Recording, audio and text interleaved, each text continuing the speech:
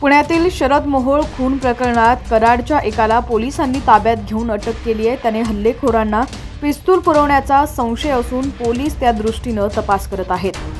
धनंजय वटकर असं पुणे पोलिसांनी अटक केलेल्याचं नाव आहे। पुण्यातील शरद मोहोळ याचा कोथरूड भागात भर दिवसा खून झाला होता। या खुनाच्या तपासाचे धागेदोरे कराडपर्यंत पोहोचले।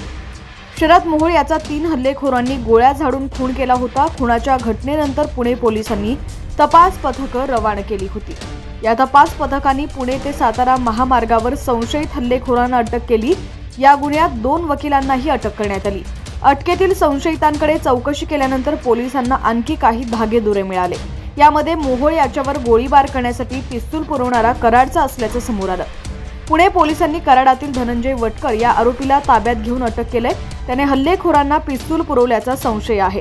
त्या दृष्टीने काही महत्त्वाची माहिती ही पोलिसांच्या हाती लागली आहे। धनंजय वटकर याच्यावर कराडातही यापूर्वी गुन्हे दाखल आहेत।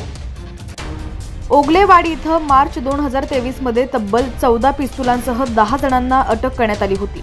या गुन्ह्यात वटकर याचा सहभाग होता। पोलिसांनी त्यालाही अटक केली होती। त्या गुन्ह्यामध्ये वटकरला जामीन मिळाला होता।